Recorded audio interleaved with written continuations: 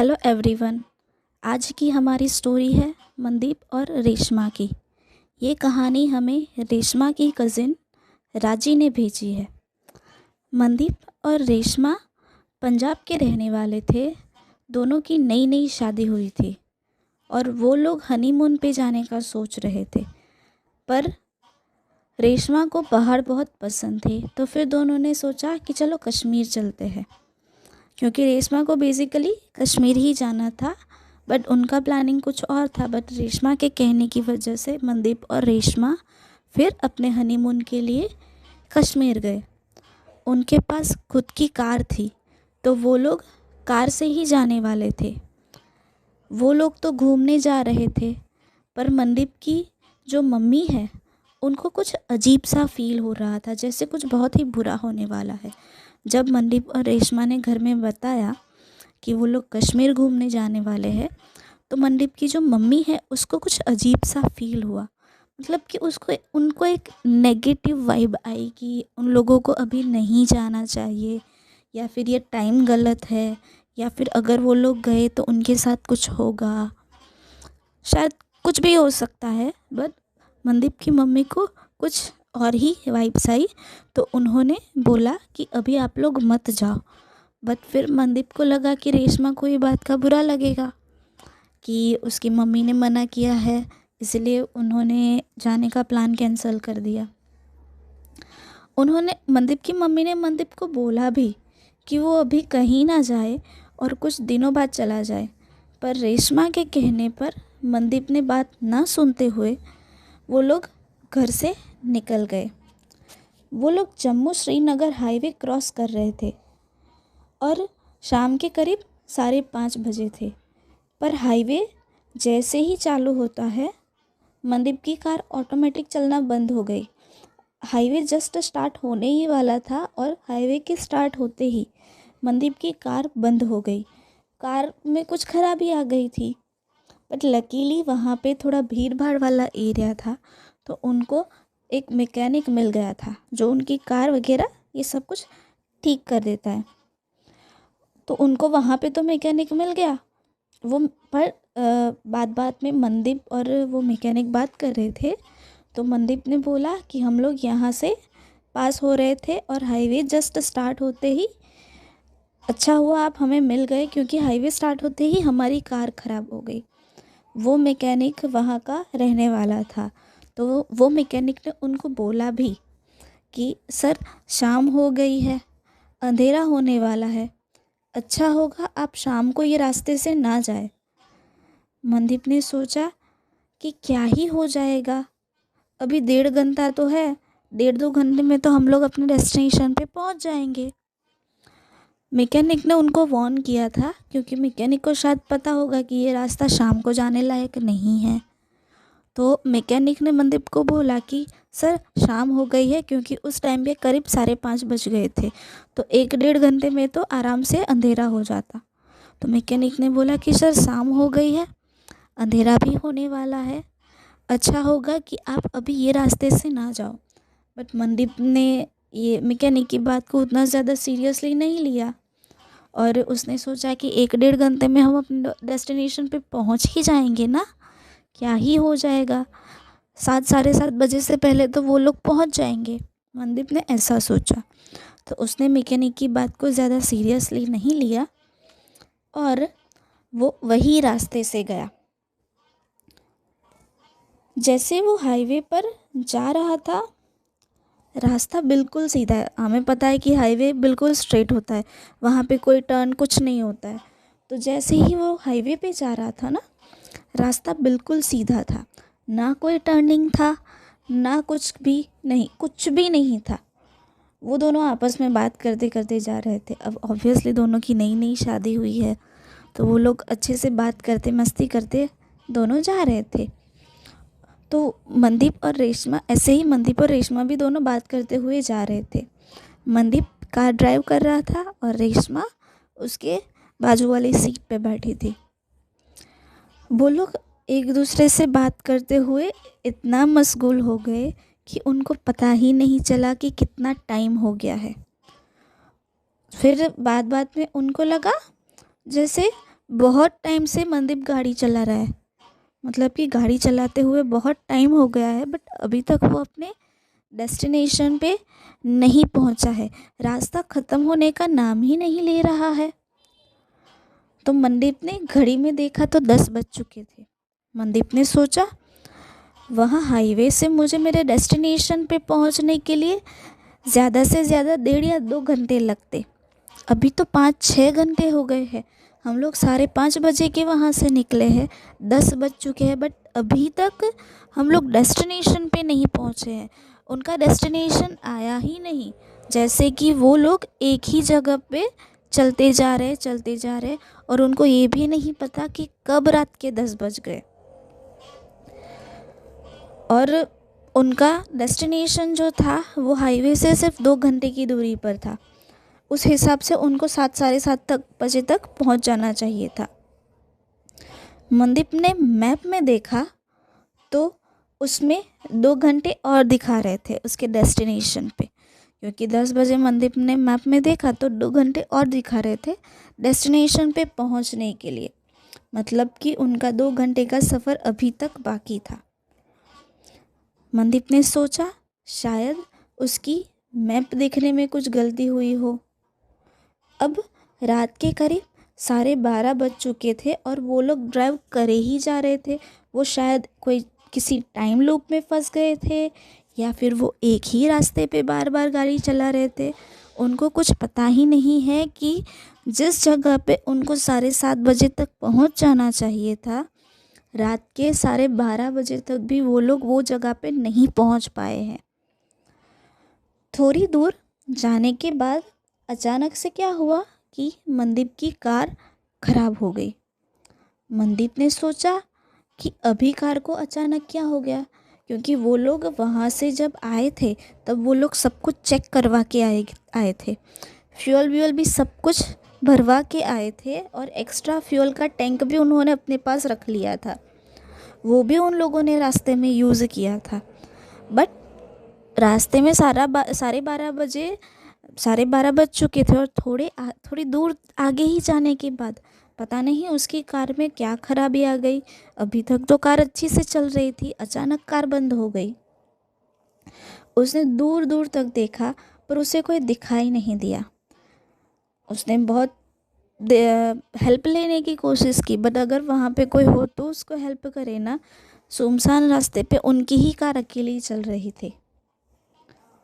फिर उसने रेशमा को कहा कि तुम कार में बैठो, मैं मैकेनिक को ढूंढ के लेके आता हूँ, क्योंकि हाईवे पे जनरली इतने ज़्यादा मैकेनिक नहीं मिलते, बट शायद कोई मिल जाए। और वो भी इतनी रात को इतने अंधेरे में किसी मैकेनिक को ढूंढना सच में बहुत ज़्यादा मुश्किल है। तो उसने रेशमा को बोला कि तुम कार में बैठो, मैं मैकेनिक को ढूंढ के लेके आता हूँ। मनदीप ने रेशमा से कहा कि तुम कार में से बाहर मत निकलना, क्योंकि ऑब्वियसली नई नई शादी हुई है, तो फिर अगर पॉसिबल है तो आप ऐसी जगह पे ना जाए जहाँ पे आप लोग अकेले हो। तो मनदीप ने भी रेशमा को बोला कि यहाँ पे कोई है नहीं, तुम कार में से बाहर मत निकलना। ऑब्वियसली रोड पर कोई नहीं था तो रेशमा को भी डर लग रहा था, तो वो कार में ही बैठी रही और मनदीप मैकेनिक को ढूंढने के लिए गया। करीब 15-20 मिनट गुजर चुके थे पर मनदीप अभी तक नहीं आया था। तो रेशमा ने क्या किया कि रेशमा ने मनदीप को कॉल लगाया। मनदीप ने रेशमा का फ़ोन नहीं उठाया। रेशमा मनदीप को बार बार कॉल लगा रही थी, बट फिर भी मनदीप का कोई रिस्पॉन्स नहीं था।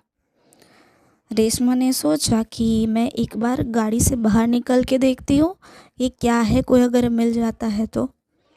बट उसे फिर याद आया कि मनदीप ने उसे बोला था कि कार में बैठना, कार में से बाहर मत निकलना। तो उसने सोचा कि शायद वो कुछ किसी को ढूंढते हुए दूर तक निकल गई और मनदीप यहाँ पे आ गया तो वो उसको ढूंढता रहेगा। इसलिए रेशमा कार में ही बैठी रही। उसने बार बार मनदीप को कॉल किया, बट मनदीप ने कोई रिस्पॉन्स नहीं दिया। तब रेशमा ने क्या किया कि अपने घर पे फ़ोन किया। अपने घर पे फ़ोन किया तो उसने जब अपने घर पे फ़ोन किया ना तो फ़ोन उसकी बहन ने उठाया। जो हम राजीव बता रहे हैं ना, जिसने हमें ये स्टोरी बताई है, वो राजी ने फ़ोन उठाया। राजी रेशमा की बहन थी। तो राजी ने फ़ोन उठाया तो रेशमा ने सारी बातें राजी को बताई कि ये सब कुछ हो रहा है, हम लोग ऐसे एक सुनसान हाईवे पे फंस गए हैं, मनदीप गया है मैकेनिक को ढूंढने के लिए और रास्ते पे कोई नहीं है और मैं कार में अकेले ऐसे बैठी हूँ। तो रेशमा और राजी दोनों बात ही कर रहे थे। उनको बात करते हुए करीब 15 मिनट जितना हो गया था। और क्या हुआ कि रेशमा कार के जो साइड की सीट पे बैठी थी ना, वो साइड की खिड़की पे एक नॉक हुआ। मतलब कि किसी ने बाहर से नॉक किया हो ऐसी आवाज़ आ रही थी। रेशमा ने सोचा कि शायद मनदीप आ गया है, बट फिर उसने देखा तो कोई नहीं था। वो बाहर तो नहीं निकली थी, बट उसने खिड़की में से इधर उधर देखा, बट उसे मनदीप कहीं दिखाई नहीं दिया, उसे कोई दिखाई नहीं दिया। तो रेशमा ने सोचा कि यहाँ पे तो कोई नहीं है, तो फिर ये नॉक किसने किया। उसके 2-3 मिनट बाद मनदीप जिस ड्राइव सीट पे बैठा था ना, वो सीट की खिड़की के पास भी किसी ने नॉक किया। रेशमा ने देखा कि शायद इस बार भी मनदीप हो गया, मनदीप उससे कोई मजाक कर रहा है, बट उसने देखा तो मनदीप नहीं था। तो फिर ये नॉक कौन कर रहा था। रेशमा की खिड़की पे नॉक हो रहे थे, मनदीप जहाँ पे बैठा था वो वाली खिड़की पे नॉकिंग हो रहा था, कोई बाहर से नॉक कर रहा था। तो रेशमा को थोड़ी ज़्यादा घबराहट हो गई कि ऐसा क्या है कि ये कौन है जो ऐसे नॉक कर रहा है। फिर क्या हुआ कि थोड़े टाइम बाद जो कार का ऊपर का जो हिस्सा होता है ना, वहाँ पे एक ज़ोर से नॉकिंग हुई, और वो नॉकिंग ऐसी थी कि वो कंटिन्यूअसली चल रही थी। कोई कंटिन्यूअसली कार का ऊपर का जो हिस्सा है वहाँ पे नॉक करते ही जा रहा था। रेशमा ने सोचा कि शायद यहाँ पे कुछ गलत हो रहा है, क्योंकि एरिया भी ऐसा था, सुनसान था, कोई था भी नहीं वहाँ पे। तो रेशमा ने सोचा कि यहाँ पे कुछ बहुत गलत हो रहा है, और उस कार के ऊपर की जो नॉकिंग थी वो कंटिन्यूअसली बढ़ती ही जा रही थी, और जो नॉकिंग की आवाज़ थी वो भी कंटिन्यूअसली बढ़ती जा रही थी। रेशमा बहुत डर गई थी, बट उसने थोड़ी हिम्मत रखी और वो कार से बाहर नहीं निकली। फिर ये हुआ कि अचानक ही वो नॉकिंग बंद हो गई, और ये सारी चीज़ें जब हो रही थी ना, तब रेशमा और राजी दोनों फ़ोन पे बात कर रहे थे। तो राजी को भी पता है कि ऐसे रेशमा कार में बैठी है, विंडो पे नॉक हो रहा है, और कोई कार के ऊपर वाले हिस्से पे कोई कंटिन्यूअसली नॉकिंग कर रहा है। तो ये सारी चीज़ें रेशमा राजी को बता रही थी फ़ोन पे। अब सडनली नॉकिंग जो है वो बंद हो गई, नॉकिंग की आवाज़ आना बंद हो गया। तो रेशमा ने सोचा कि चलो बाहर, उसने थोड़ी हिम्मत रखी कि चलो बाहर जाके देखते हैं कि क्या हुआ है क्या नहीं। उसने बाहर जाने का सोचा, उसने राजी को भी पूछा कि राजी मैं बाहर जाके देखूं। राजी ने मना किया कि अभी तू मत जा, अभी तू कार में ही बैठी रहे। बट फिर भी रेशमा ने सोचा कि मनदीप नहीं आया है, मुझे मनदीप को तो ढूंढने के लिए जाना ही होगा ना। तो उसने देखा कि मैं एक बार बाहर जाके देखती हूँ क्या है क्या नहीं, अगर मनदीप कोई प्रॉब्लम में तो नहीं है, अगर वो किसी प्रॉब्लम में है तो मुझे उसे छुड़ाना पड़ेगा, शायद गुंडे तो नहीं आ गए हैं। तो रेशमा के दिमाग में ये सारी चीज़ें चल रही थी। उसने थोड़ी हिम्मत जुटाई और वो बाहर आके देखने जा रही थी। उसने गाड़ी का दरवाज़ा खोला तो रोड पे कोई नहीं था। उसने गाड़ी के आगे जो बोनेट वाला पोर्शन है वहाँ पे जाके देखा, वहाँ पे भी कोई नहीं था। बस पूरे रोड पे उनकी ही कार खड़ी थी। बट कार के पीछे वाले हिस्से में रोड पे औरत बैठी थी। कार के पीछे वाले हिस्से में रोड पे एक औरत बैठी थी और वो औरत कुछ खा रही थी।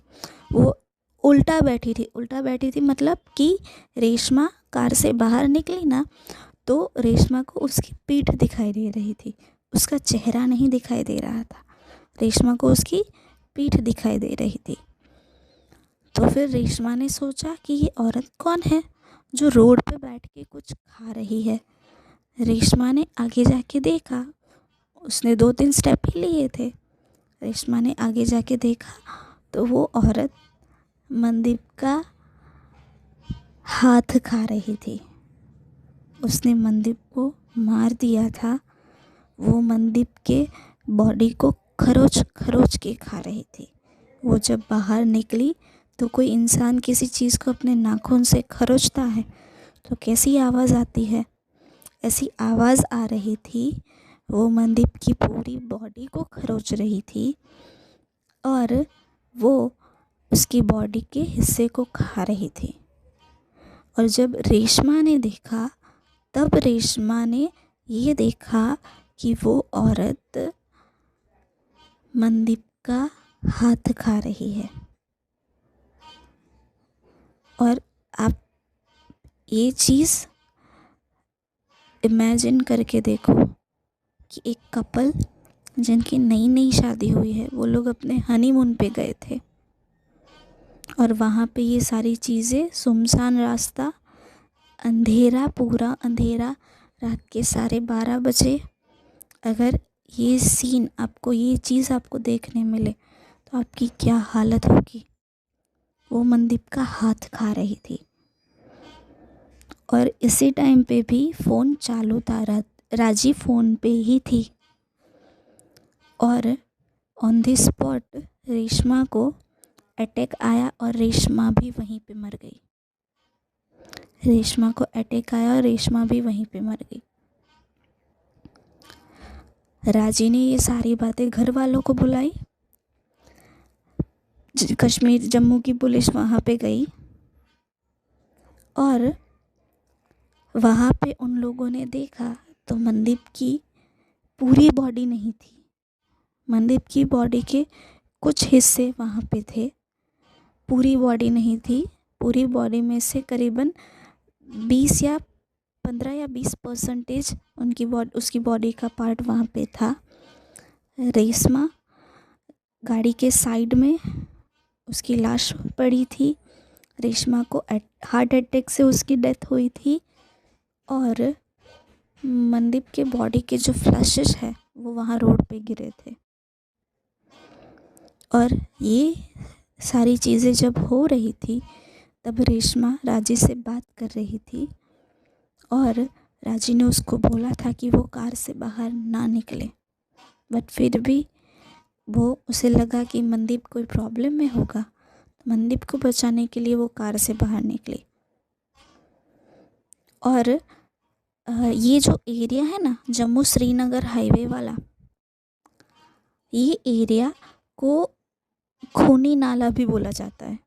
अगर आप गूगल पे जाके खूनी नाला ऐसा सर्च करोगे तो आपको खूनी नाले के रिलेटेड बहुत सारी स्टोरीज़ मिलेगी। ये स्टोरी हमें भेजी थी राजी ने, जो रेशमा की बहन थी और जो रेशमा और मनदीप के साथ ये घटना हुई। अगर आपको वीडियो पसंद आई है प्लीज़ लाइक करें, शेयर करें, सब्सक्राइब करें। और अगर आपको ऐसी ही वीडियो पसंद है, आपको ऐसी ही वीडियो और चाहिए तो प्लीज़ हमारे चैनल को सब्सक्राइब करें। आप अगर अपनी स्टोरी मेरे साथ शेयर करना चाहते हो तो कमेंट में अपना नाम लिखें या फिर आप बोले कि आपको कौन सी स्टोरी शेयर करनी है, मैं पर्सनली आपसे कांटेक्ट करूँगी। Thank you.